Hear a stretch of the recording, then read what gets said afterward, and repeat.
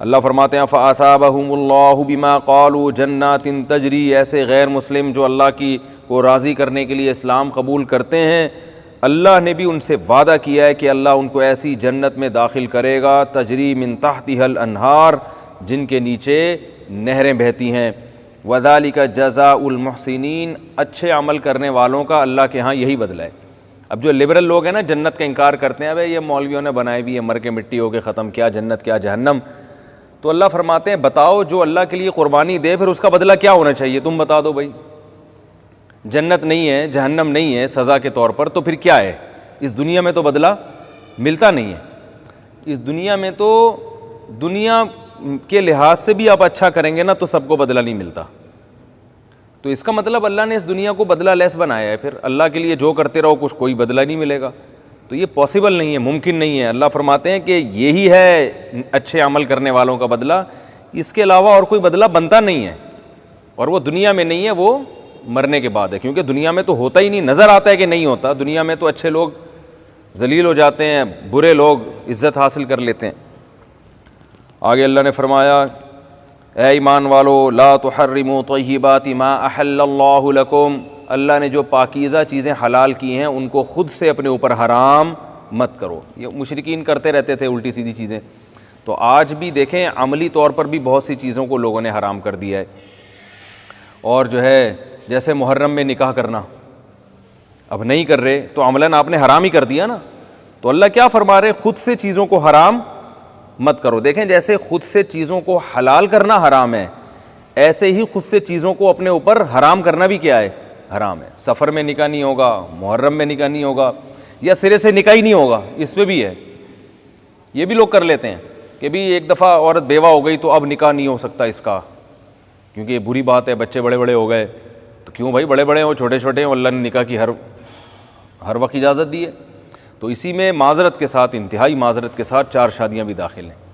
अगर कोई अल्लाह के हलाल से फ़ायदा उठाने के लिए 4 शादियाँ करता है, उनमें अदल करेगा, उनके हुकूक अदा करेगा, तो उसको बुरा भला कहना या उसका ये समझना कि मैं गोया अय्याश हो गया हूँ, तो ये भी अल्लाह के हलाल को हराम करने वाली बात है।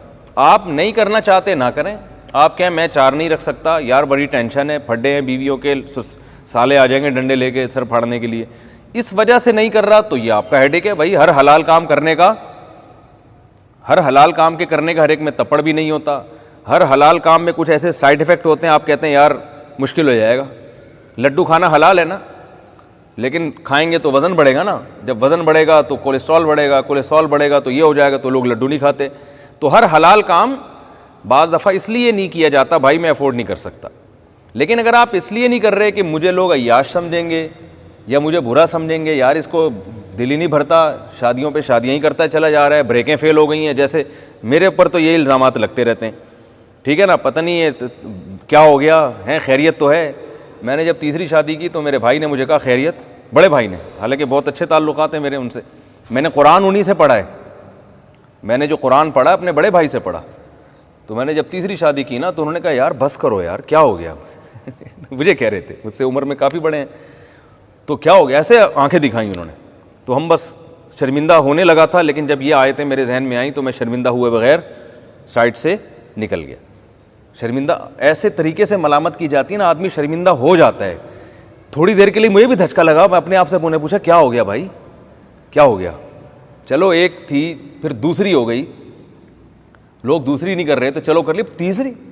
तो ऐसे उन्होंने मुझे ऐसे यूं करके, मेरे भाई साहब अल्लाह उनकी उम्र में खूब बरकत दे, बहुत अच्छे हैं माशाल्लाह, तो ऐसे जब वो आंखें दिखाई ना तो मैं भी थोड़ा सा शर्मिंदा होते होते रह गया मैं एकदम मैं जो है ना साइड से निकल गया। मैंने कहा यार, फिर मैंने गौर किया भाई ला तुहर्रिमू तय्यिबाति मा अहल्लल्लाहु, बीवी को तकलीफ़ हो तो समझ में आता है, उस पर सोका नहीं है, वो नाराज़गी का इजहार करे, ये बिल्कुल सही। भाइयों को भी तकलीफ़ हो रही है, बहनों को भी हो रही है, पड़ोसियों को भी हो रही है, दोस्तों को भी हो रही है, मस्जिद की कमेटी को भी हो रही है, मस्जिद के नमाजियों को भी हो रही है। तो क्यों भाई, तुम्हें क्यों, तुम क्या हो गया, तुमसे पैसे लेके कर रहे हैं क्या, कुछ समझ में आता। चलो ससुराल को हो फिर भी समझ में आता है कि भाई वो उनको ख्याल हो कि हमारी बहन पे सोकन आ गई, उनको इस बेस पे तकलीफ हो, चलो ठीक है। लेकिन महल्ले वालों को क्यों हो रही है, लोगों को क्यों हो रही है? तो वो इसलिए हो रही है कि अल्लाह के हलाल को हलाल समझने के लिए तैयार नहीं है। तो अल्लाह ने फरमाया ला तुहर्रिमू तय्यिबाति मा अहल्लल्लाहु लकुम, जो पाकीज़ा चीज़ें अल्लाह ने हलाल की हैं उनको हराम मत समझो। तो ये भी इसमें दाखिल है। और उलमा ने लिखा है अगर कोई अय्याशी के लिए भी 4 शादियाँ कर रहा है ना, हुकूक अदा करने का इरादा है, अय्याशी का ये मतलब नहीं कि बस शादी कर करके छोड़ के तलाक़ें दे के शादियाँ करूँगा और हुकूक भी अदा नहीं, बस जैसे बाज़ लोग करते हैं, ये गलत है, इसको कोई अप्रिशिएट नहीं करता। एक आदमी का इरादा है वो हुकूक अदा करेगा, ठीक है ना, और उसके साथ अदल व इंसाफ का मामला करेगा, जो एक निभाने वाले जैसे मर्द होते हैं इस तरह से करेगा, तो बेशक अय्याशी के लिए कर रहा है तो भी जायज़ है। क्योंकि कौन सी अय्याशी हराम है कौन सी हलाल है ये अल्लाह ने बता दिया है। ओ भाई, आप खाना तो आपका मसूर की दाल से भी पेट भर जाता है ना, आप पिज़्ज़ा खाते हो तो ये अय्याशी है या नहीं है? बल्कि पिज़्ज़े में तो सेहत को नुकसान होता है, फिर भी उसे कोई अय्याशी नहीं कहता। अपने खर्चे से आपको आपसे कहे कि यार तुम्हें शर्म नहीं आती, पिज़्ज़े खा रहे हो, कल भी पिज़्ज़ा खा रहे थे आज फिर पिज़्ज़ा खा रहे हो, कल मैंने तुम्हें देखा था बर्गर खा रहे थे, निहारी खा रहे थे, आज फिर निहारी, क्या ये अय्याशी है? तो आप कहोगे भाई अपने पैसों से खा रहा हूँ, तुझे कोई तकलीफ है? चोरी करके खाता तो तकलीफ होती ना। हालांकि बर्गर खाने वाले को, पिज़्ज़ा खाने वाले को इसलिए भी मलामत की जा सकती है कि जो बर्गर ज़्यादा खाता है वो बर्गर की तरह गोल हो जाता है, इसमें तो सेहत का नुकसान है।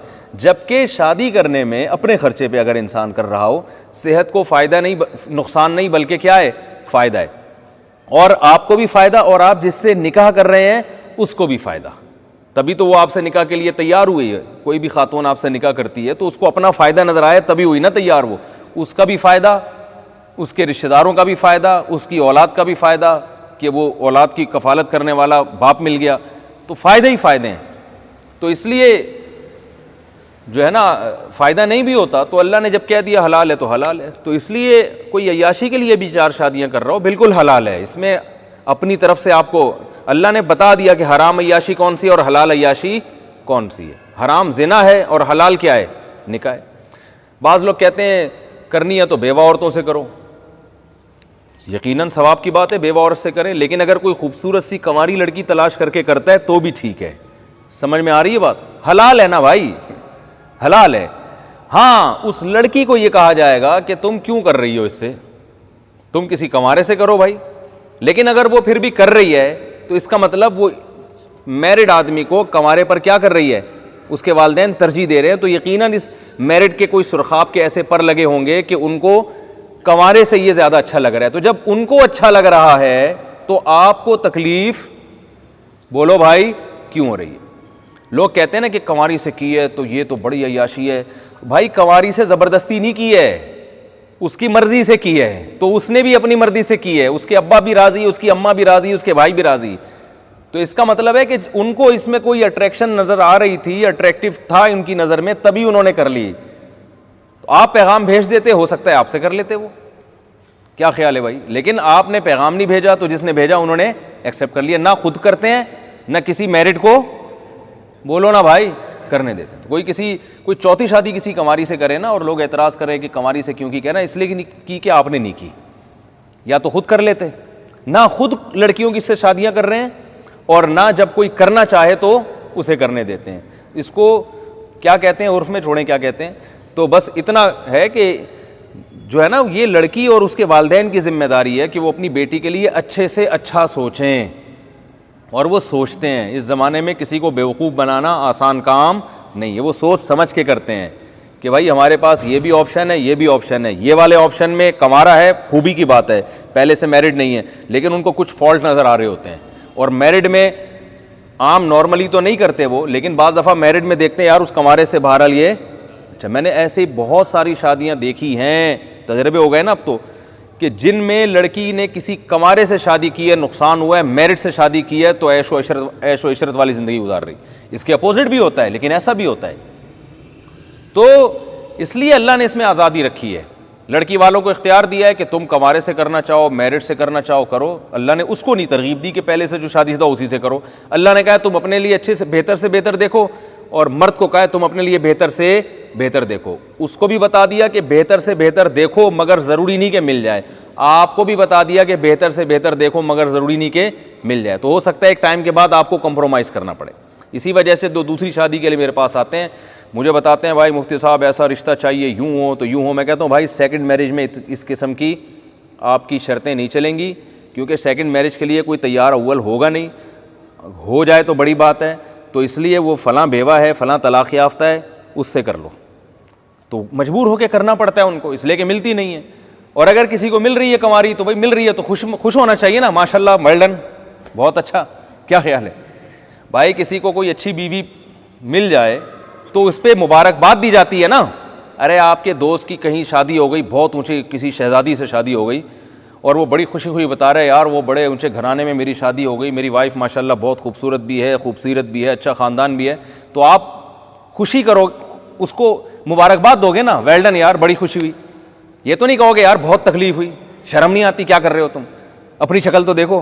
कहते हैं यार तुम कौन सा इतने खूबसूरत हो, तुम भाभी ऐसी खूबसूरत क्यों लेकर आ गए? कोई कहता है ऐसे मौके पे? भाई कहते हैं यार तुम्हारे लक है यार, चलो अच्छी बात है, हमारे लिए भी दुआ करो, यही होता है ना। तो जैसे पहली शादी में ऐसा होता है तो दूसरी में भी यही जज्बात होने चाहिए, तीसरी में भी होने चाहिए, और चौथी में भी, बोलो भाई, यही होने चाहिए। किसी की चौथी अगर किसी खूबसूरत लड़की से, कंवारी लड़की से, बिल्कुल एकदम कोई शहजादी से शादी हो रही है तो आप मुबारकबाद दो, वेल डन भाई, सुना है कि बहुत अच्छी जगह आपकी शादी हुई है, हालांकि आपके पहले से 18 और 20 बच्चे हो चुके हैं, आप खुद जनाब 55 और 60 साल के हो चुके हैं। मौलाना असलम शऊरी साहब की एज ज़्यादा थी, उनकी सेकंड वाइफ बहुत कम उम्र थी, तो लोगों ने ताने दे दे के उन बेचारों को शहीद होने पर मजबूर कर दिया। इतना उनको लोगों ने ताने दिए थे ना कि इतने डिप्रेशन में चले गए थे कि बस उनको अल्लाह ने शहादत दे के उठा लिया तो सही हो गया, वरना वो बेचारे वैसे ही दुनिया से उनका इंतकाल हो जाना था। तो जब लड़की वाले भी खुश थे, ठीक है ना, वो भी खुश थे, तो पता नहीं नमाजियों को क्या हो रहा था। तो ये भी उसी आयत में दाखिल है, अपनी तरफ से पाबंदियां मत लगाओ। समझ में आ रही बात? ला तो हर, हाँ, ये जो मैंने बार बार लफ्ज़ इस्तेमाल किया ना कि शादी अगर अय्याशी के लिए भी दूसरी कर रहे हैं तो भी जायज़ है, ये कहने की हद तक है, वरना निकाह अय्याशी के लिए होता है नहीं। ये तो मैं समझाने के लिए बता रहा हूँ। अय्याशी ज़िना में है, निकाह में नहीं है। निकाह तो भाई सारी ज़िंदगी के लिए, उसके घर का ख़र्चा, गैस बिजली का बिल, उसके बच्चों की स्कूल की फ़ीसें, बच्चों की पैदाइश का ख़र्चा, फिर एक अदद सास भी जहेज़ में मिलेंगी आपको, साले भी मिलेंगे, उनकी भी टेंशन। एक सास को अफोर्ड करना इतना मुश्किल काम है, जिसकी 4 सासें हों, आप अंदाज़ा लगाओ। एक वाइफ होगी तो 2-3 साले होंगे, 4 वाइफ होंगी तो कितने होंगे? मैंने एक दफ़ा बैठ के अपने सालों की तादाद गिनना शुरू की तो मैं नहीं गिन सका, अभी भी मुझे याद नहीं है मेरे टोटल साले कितने हैं। 4 या 5 इधर हैं, 2 इधर हो गए हैं, अच्छा खासे हैं, होलसेल के हिसाब से हैं। तो आप अंदाज़ा लगाओ कि ये अय्याशी है, इसको अय्याशी बोलते हैं। अगर ये अय्याशी होती ना तो दुनिया के जो हमारे मशहूर अय्याश सियासतदान हैं उन सब की 4 होती। सबसे पहले हमारे साबिक सदर, जिनकी वाइफ का जब इंतकाल हुआ, मैं नहीं कह रहा वो अय्याश हैं, वो अल्लाह ही जाने अय्याश हैं या नहीं है, ये मेरा टॉपिक नहीं है, लेकिन वो जो हमारे साबिक सदर थे उनके पास इतने वसाइल और इतने असबाब हैं, वो अपनी वाइफ की शहादत पर तो कम से कम कितनी करते? बोलो भाई, 4 करते। उन्होंने नहीं की, इसी वजह से नहीं की कि भाई बहुत बड़ी टेंशन, एक का इंतकाल हो गया, इस पर अल्लाह का सब्र करना चाहिए या शुक्र अदा करना चाहिए, वो ज़्यादा बेहतर जानते हैं। लेकिन उन्होंने कहा कि दोबारा नहीं करूँगा। तो पैगंबरों ने की हैं। मूसा अलैहिस्सलाम की 4 बीवियाँ, इब्राहीम अलैहिस्सलाम ने 3 शादियाँ की, याकूब अलैहिस्सलाम ने 2 की, और फिर जब यूसुफ अलैहिस्सलाम गुम गए तो इमाम अहमद बिन हम्बल ने फरमाया कि एक और निकाह किया उन्होंने। तो ये तो पैगंबरों की सुन्नत है। आज भी ज़्यादातर दीनदार लोग ये काम करते हैं। उलमा सुलह में आपको 2-2 3-3 शादियाँ मिलेंगी, आम पब्लिक में नहीं मिलेंगी। तो इसलिए अल्लाह ने फरमाया ला तुहर्रिमू तय्यिबाति मा अहल्लल्लाहु लकुम, जिन हलाल चीज़ों को अल्लाह ने हलाल कर दिया उनको हलाल ही रखो, ठीक है ना, उनको क्या रखो? हलाल रखो, अपनी तरफ से पाबंदियाँ नहीं लगाओ। मैं लोगों से कहता हूँ, मेरे पास ऐसे नौजवान आते हैं ज़िना कर रहे हैं, अल्लाह बचाए सबको बुराई से, तो मैं उनसे कहता हूँ यार तौबा भी करो और हलाल ऑल्टरनेट के तौर पर हलाल की तरफ आ जाओ। क्योंकि जिस आदमी को ये बुराई का चस्का लग जाए ना, उससे देखें, जो डॉक्टर जब आपसे सिगरेट छुड़वाते हैं तो ऑल्टरनेट कोई चीज़ बताते हैं कि फ़िलहाल ये इस्तेमाल कर लो। जिनको चाय छुड़वाई जाती है ना, उनसे कहा जाता है फ़िलहाल अदरक का कहवा पी लिया करो, कुछ चाय का लुक आ जाएगा थोड़ा सा। एकदम किसी से कोई चीज़ छुड़वाना बहुत मुश्किल होता है। जो नशे वाली चीज़ें हैं, कोई ना कोई ऑल्टरनेट उनको दिया जाता है। तो इसी तरह अल्लाह ना करे किसी को ज़िना की आदत पड़ जाए तो सिर्फ तौबा से मामला नहीं बनता, तौबा कर लेगा, दोबारा जब बॉडी में ख्वाहिश पैदा होगी क्या करेगा फिर वो। तो ऐसे नौजवानों को मैं कहता हूँ किसी से मत पूछो, खूबसूरत से खूबसूरत लड़की तलाश करके उससे शादी करो। अगर अल्लाह ने वसाइल दिए हैं, ज़ाहिर है दिए होंगे तभी कोई एग्री होगी ना, वरना एग्री थोड़ी होगी। और मैंने कहा 4 करो, किसी से मशवरा लेने की ज़रूरत नहीं है, सब आपको मना करेंगे, क्योंकि आपके ज़िना करने में उनका अपना ज़ाती कोई नुकसान नहीं है, इसलिए ज़िना को सबने आसान बना दिया, कहते करते रहो। शादी की जब बात करोगे तो सबको टेंशन होगी, तो किसी से पूछने की ज़रूरत नहीं है। अल्लाह से बड़ा कोई हो सकता है? बोलो ना भाई, जब अल्लाह सबसे बड़ा, अल्लाह ने कह दिया भाई मेरी तरफ से इजाज़त है, तो आप बोलो भाई अल्लाह ने इजाज़त दी है, अब मुझे किसी से पूछने की चंदा ज़रूरत नहीं है, तो निकाह करो। अल्हम्दुलिल्लाह कई नौजवानों ने आके मुझे बताया है कि मुफ्ती साहब हमने आपके बयानात सुने और ज़िना के बिल्कुल करीब पहुंच चुके थे। जब बयान सुना तो हमने कहा यार अल्लाह ने इतना खुला ऑप्शन रखा है और इतना आसान बनाया निकाह को, तो क्या ज़रूरत है गंद में मुंह मारने की। जिससे ज़िना करना चाहते थे ना उसी को राज़ी करके निकाह किया उससे।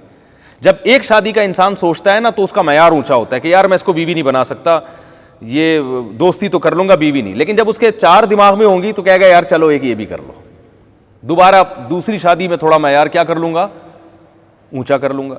तो इसमें इंसान का ज़र्फ भी बड़ा हो जाता है। और मैंने तो ऐसे भी अल्हम्दुलिल्लाह निकाह हुए हैं जिनको मैंने मशवरा दिया निकाह करो, वो एग्री नहीं थे लड़की से निकाह पर, क्योंकि लड़की की उम्र ज़्यादा थी, लेकिन ज़िना से बचने के लिए उन्होंने शादी कर ली। मैंने कहा कोई बात नहीं, बाद में दूसरी कर लेना जब अल्लाह वसाइल देगा। उनसे मैंने कहा बाद में दूसरी कर लेना। उन्होंने जब पहली की है ना तो अगरचे वो एग्री नहीं थे, लेकिन क्या हुआ कि जब एक हलाल से उनके जज्बात की तस्कीन हो गई, औलाद हो गई, उन्होंने कहा यार बस यही ठीक है।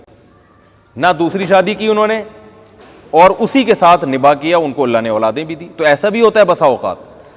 समझ में आ रही है कि नहीं आ रही है बात? वो खुद कर लेते हैं, कहते हैं चलो यार बस।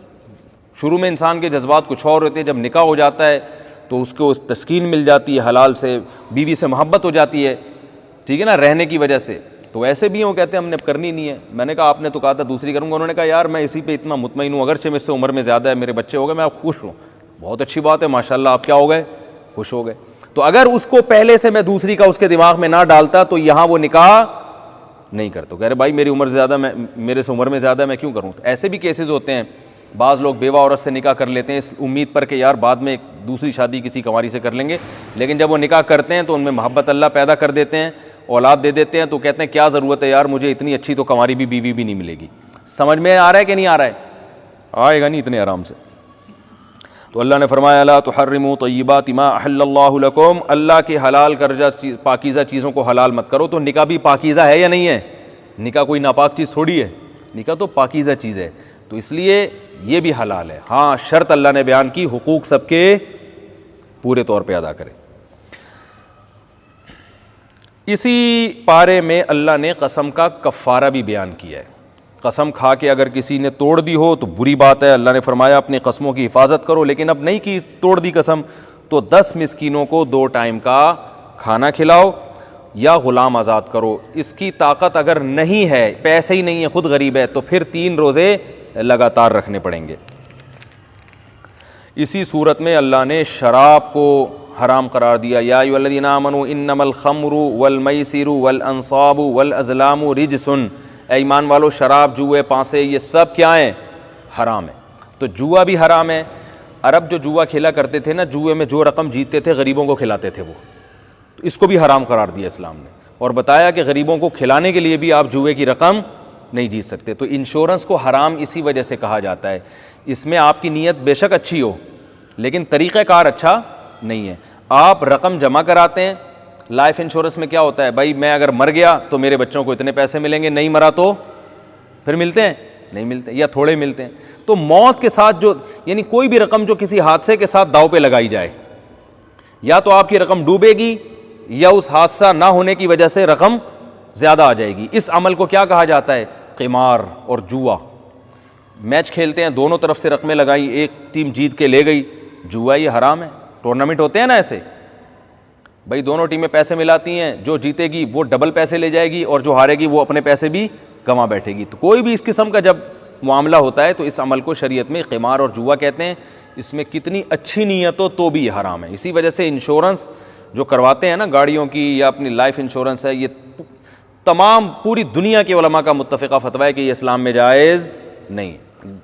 हाँ, गवर्नमेंट का लॉ हो, इंश्योरेंस करवाना जबर मजबूरी हो तो एक अलग बात है, वो फिर हुकूमत को गुनाह मिलेगा।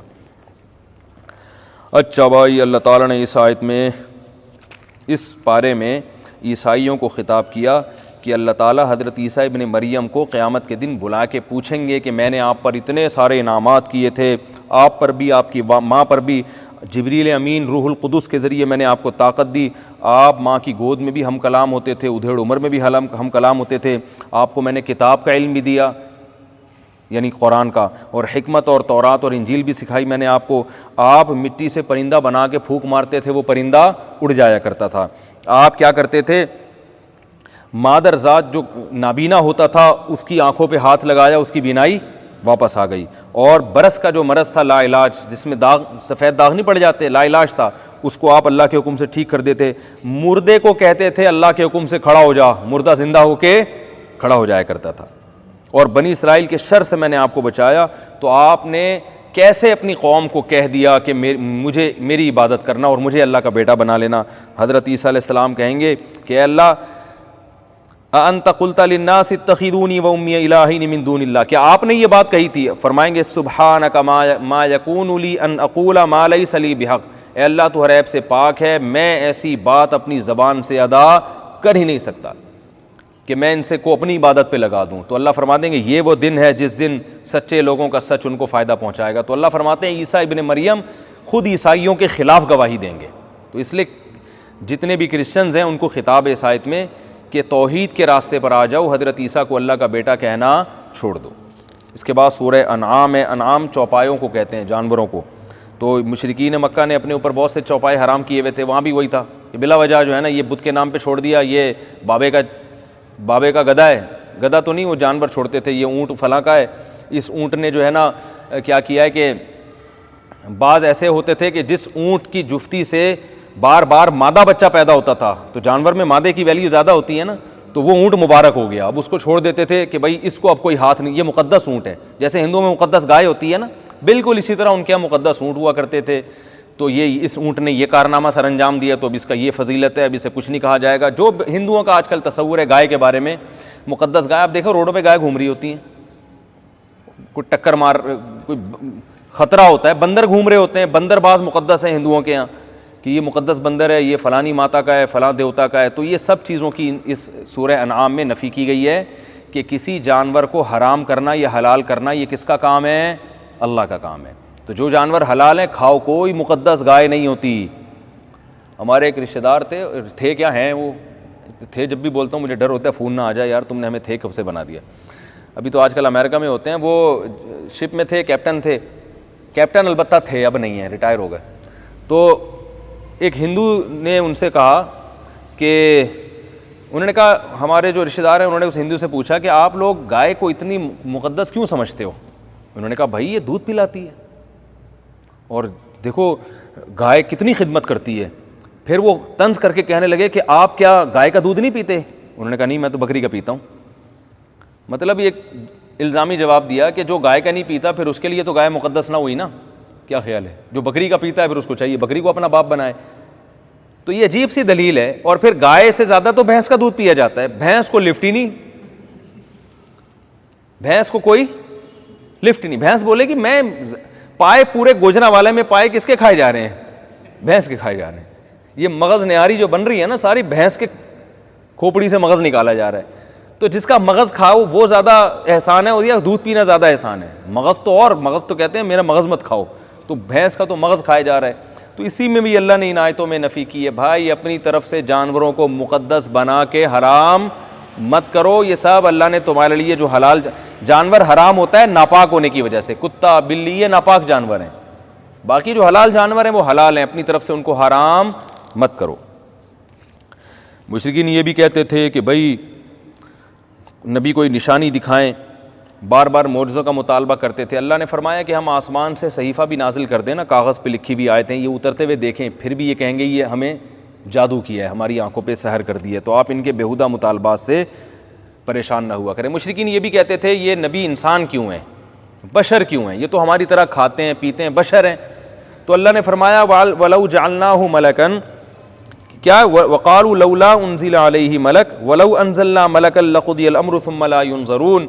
और आगे फरमाया वलौ जअलनाहु मलकन लजअलनाहु रजुलन, फरमाया अगर हम फरिश्ता भेजते तुम्हारे दरमियान तो वो भी तो इंसानी शक्ल में होता ना, क्योंकि फरिश्ता अपनी शक्ल में आता तो तुम उसकी बात ना सुनते ना तुम उससे मानूस होते, क्योंकि इंसान फरिश्तों से मानूस नहीं है, वो इंसानी शक्ल में आता। फरिश्ता तो लाइट है, रोशनी है, रोशनी वैसे भी नज़र नहीं आती, वो इंसानी शक्ल में आता तो फिर तुम एक नई बहस में पड़ जाते कि ये इंसान है या फरिश्ता है।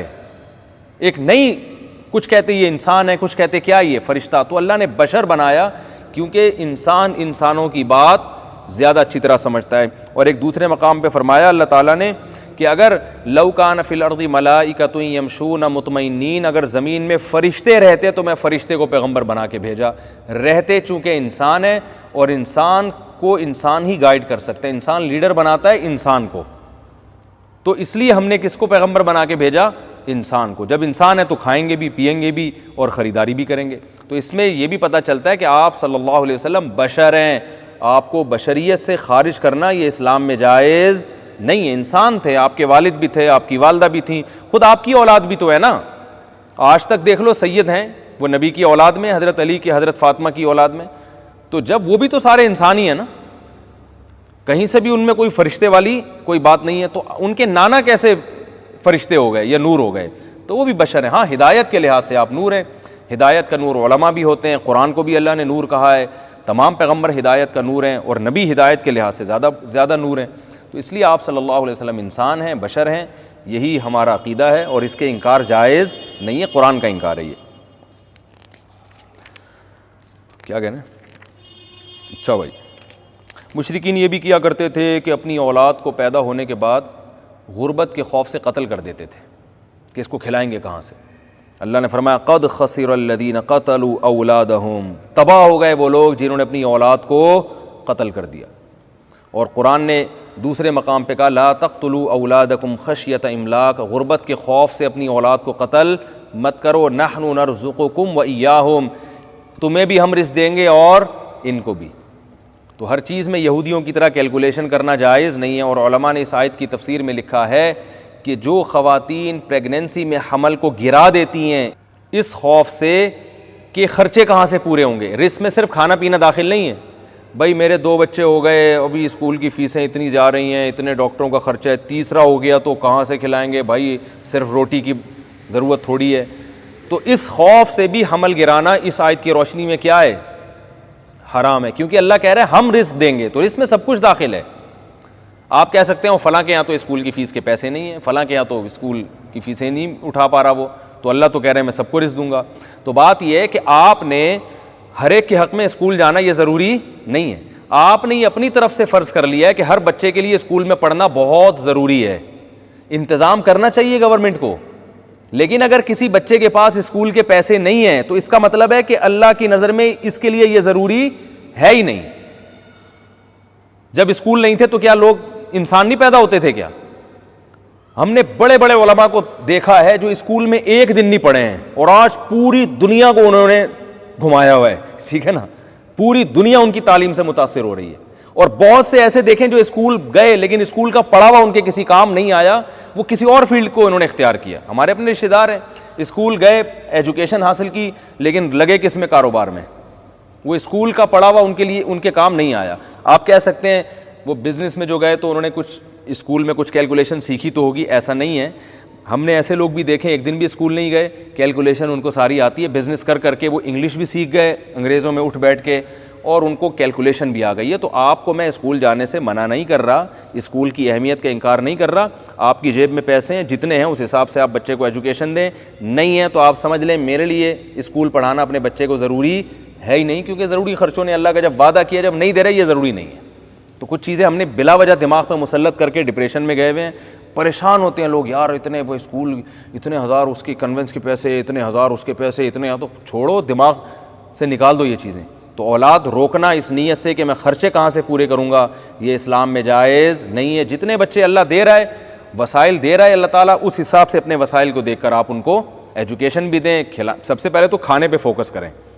सेहतमंद आदमी जो अनपढ़ हो उस जाहिल से अच्छा है जो बीमार हो, समझ रहे हैं ना। जो आदमी बीमार है, सॉरी, जो बीमार एजुकेटेड है, उससे वो जाहिल अच्छा है जिसकी सेहत क्या है? बोलो भाई, अच्छी है। वो सेहतमंद जहालत के बावजूद ज़्यादा काम कर सकता है। तो पहले फोकस किसको करना चाहिए? सेहत को। तो बच्चों को खिलाने को फोकस करें, जितनी आमदन है पहले खिलाएं। जब मुस्टंडा बन जाए खा खा के, फिर बोले अब पढ़ भी लिया कर भाई तू बैठ के, फिर पढ़ाई में लगाएं। और पढ़ ले, अच्छी बात है। नहीं पढ़े, ना पढ़ने की दो वजहें, एक ये कि आपके पास स्कूल के पैसे नहीं है, एक वजह है कि उसका दिल नहीं लगता पढ़ाई में। बहुत से मैं जानता हूँ करोड़पति लोग हैं, स्कूल पढ़ा रहे हैं, बच्चा पढ़ ही नहीं रहा, टेंशन में आते हमारा बच्चा पढ़ के नहीं दे रहा। मैं कहता हूँ कि बिल्कुल टेंशन की बात नहीं है, ये कोई बड़ा आदमी बनेगा इंशाअल्लाह। क्योंकि मैंने बड़े बड़े अनपढ़ लोगों को बहुत ऊंचे मकामात तय करते हुए अपने रिश्तेदारों में देखा है। मैंने अपने रिश्तेदारों में देखा है, पढ़े लिखे वो पीछे रह गए, अनपढ़ को क्या गया, वो कंप्यूटर पे जाके बैठ के ना नेट का चीता बन गया वो ठीक है ना। वो ऐसे ऐसे सॉफ्टवेयर बना रहे, कहीं से उसने नहीं पढ़ा, उसको बाहर की कंपनियां ऑफर कर रही हैं, यार ये सॉफ्टवेयर बना के दे दो, इसके इतने पैसे ले लो। तो फन की वैल्यू होती है, समझने, हर चीज़ एजुकेशन नहीं होती। तो फिर भी मैं बताऊं, पढ़ें लिखें अच्छे आदमी बने, लेकिन जितने वसाइल अल्लाह ने दिए उसके हिसाब से। नहीं है तो बोलो टेंशन लेने का नहीं है। जो दिल लग रहा है पढ़ने में तो पढ़े, दिल नहीं लग रहा पढ़ने में तो टेंशन न ले, कुछ और काम करे वो। तो मैं नौजवानों को कहता हूँ भाई, पढ़ाई में दिल लग रहा है तो पढ़ो, नहीं लग रहा तो ज़बरदस्ती ना लो यार, कुछ और काम करो। हर आदमी को अल्लाह ने पढ़ने के लिए पैदा नहीं किया, बहुत सारे लोग दूसरे काम भी करेंगे, तो आप दूसरा काम कर लो। लेकिन आज वालिदैन को देखो, बस ज़बरदस्ती बच्चे को सर पे मुसल्लत हैं, पढ़ पढ़, खुदकुशियाँ हो रही हैं भाई। तो वजह क्या है कि एक गलत चीज़ दिमाग में बिठा ली है कि मीडिया ने भी ना एजुकेशन हर एक के लिए ज़रूरी। यकीनन एजुकेशन ज़रूरी है, मगर कौन सी एजुकेशन? एजुकेशन तो ज़रूरी है, मगर एजुकेशन जो ज़रूरी एजुकेशन है उसमें हर किस्म की एजुकेशन स्कूल से नहीं मिलती, माहौल से मिल जाती है। एक कारोबारी आदमी के लिए कारोबार की एजुकेशन ज़रूरी है, और वो तजर्बे से उसको ज़्यादा हासिल होती है, MBA करने से या IBA यूनिवर्सिटी में पढ़ने से हासिल नहीं होती। मैंने IBA यूनिवर्सिटी में तिजारत पे बयान किया था, मैंने कहा एक बात कान खोल के सुन लो। उन स्टूडेंट से मैंने कहा था कि जो बिज़नेस पढ़ता है वो बिज़नेस के अलावा दुनिया का हर काम कर सकता है, ये जहन में रखना। वो किसी बिजनेसमैन के पास जॉब तो कर लेगा, बिजनेस नहीं करेगा। बिजनेस करने वाले अक्सर मैंने अनपढ़ देखे हैं। पठानों में बिजनेस बहुत है ना, एजुकेशन का उनमें इतना ज़्यादा रेशो नहीं है। जापान में शोरूम है पठानों के, आप कोयटा के मुझसे मिलने के लिए आते हैं, बहुत सारे कोयटा से पठान, पेशावर से पठान। तुर्की में एक पठान से मैं मिला, मैंने कहा क्या कारोबार है? कह रहे वो कीमती पत्थर है ना, वो यहाँ बेचता हूँ मैं। वो करोड़पति आदमी। मैंने कहा एजुकेशन? कह रहे हो स्कूल क्या होता है भाई, स्कूल क्या होता है? अच्छा वो जो सुबह सुबह बच्चे बैग लटका के जाते हैं, कह रहे अल्हम्दुलिल्लाह वो हमने नहीं पढ़ा। अगर पढ़ रहे होते अब तक वो पतलून पहन के किसी ऑफिस में जा रहे होते, तुर्की में ना घूम रहे होते, और वो बिज़नेस करते हुए। तो वो उसके पास कहने को तो एजुकेशन नहीं है, लेकिन बिज़नेस की एजुकेशन उसके पास है, जो इसने तजर्बे से। इधर एक कबाड़ वाला है, आपको मिलाऊँ मैं, रोज़ की उसकी मेरा ख्याल है 1.5-2 लाख रुपए तो कहीं भी नहीं है। ये तो वो है जो उसने मुझे बताई, वरना पूरी आमदन बताता कौन है। 40-40, 50-50 लाख की गाड़ियां लेके घूम रहा होता है, इंग्लिश भी बोल लेता है, चेक कितने हैं उसके पास, आप उसको देखें आप कहोगे कहीं से पढ़ा लिखा लगता ही नहीं है। अकाउंट इतने खोल के रखे हुए हैं उसने। जब आप उससे पैसे लेने जाएंगे, यार बैंक अल हबीब का चेक दे दूं, मिज़ान बैंक का चाहिए, कौन सा आपको कौन सा अच्छा लगेगा? तो क्या है? तजर्बा। लोहे को बेचना शुरू किया और बेचते बेचते स्टील मिल से माल उठाना, और पता नहीं दुनिया भर में बिजनेस। दुबई में गया, एक ताजर से मेरी मुलाकात हुई, इंडिया के थे वो, अरबपति ताजर, करोड़पति तो होंगे, अरबपति ना भी हों। यहूदियों के साथ बैठे हुए हैं, वो डायमंड का बिज़नेस कर रहे हैं। मैंने कहा क्या? कह रहे मैं तो स्कूल से भागता था भाई, स्कूल कभी तमीज़ से मैं नहीं पढ़ा। कह रहे मैं स्कूल से भागता, जेब खर्ची मिलती थी कुछ ख़रीद के, उससे बेच देता था मैं। अभी भी मेरे राब्ते में एक दिन मैंने ऐसी उनके फ़ज़ाइल बयान किए, उनका फ़ोन आया, कह रहे हैं आपने तो पूरा मेरा कच्चा चट्टा खोल दिया। मैंने कहा किसी को क्या पता, और पता होगा तो आपकी तारीफ़ करेगा, देखो कितना ज़हीन आदमी है। तो उन्होंने क्या किया, स्कूल से भाग रहना शुरू कर दे कहीं आप लोग। हाँ, मैं बता रहा हूँ कि अगर पढ़ाई के पैसे हैं, पढ़ें, नहीं है तो टेंशन ना लें। ये मेरा हदफ असल में ये समझाना है, टेंशन फ्री ज़िंदगी गुजारो। असल मकसद ये, किसी एक चीज़ पर कामयाबी मौकूफ़ नहीं है कि ये जो है ना, जो जिस तरह से ये बड़ा आदमी बना है तो मैंने भी इसी तरीके से बनना है। ऐसा नहीं होता भाई, कोई किसी तरीके से, कोई किसी तरीके से बनता है। तो वो क्या है, वो कहते हैं कि मैं तो भाग जाता था स्कूल से। घर में कभी जेब खर्ची मिली, अब्बा से 50 रुपये मिल गए, तो कहते हैं मैंने शुरू से बिज़नेस माइंड था, जाके कुछ ख़रीदा और किसी को पहना दिया। पहनाने का मतलब ये नहीं कि थोड़ा महंगा करके बेच दिया, हमारी कराची की टर्म में पहनाना कहते हैं इसको। होते होते होते होते अल्लाह ने बड़ा तजर्बा दे दिया। तजर्बे में ये भी कि कई दफ़ा लोग पैसे लेके भाग गए, जितना कमाया था सारा डूब गया, ज़ीरो पे आके खड़े हो गए। लेकिन एक्सपीरियंस बढ़ता जा रहा है। दुबई आ गए, बैंक में जॉब अब्बा ने लगा दी। कह रहे हम बैंक में भी कुछ नहीं करते थे, काम से भेजा जाता था दुबई की मार्केटों में, तो वहाँ देखते थे ताजिर कर क्या रहे हैं, मार्केट में चल क्या रहे हैं। कुछ दिनों में बैंक वालों ने छुट्टी कर दी, निकल गए यहाँ से, ठीक है ना। तो अच्छा किया छुट्टी की, वरना वहीं क्या करते रहते, वो मक्खन और ग्रीस का बेहतरीन बिजनेस होता।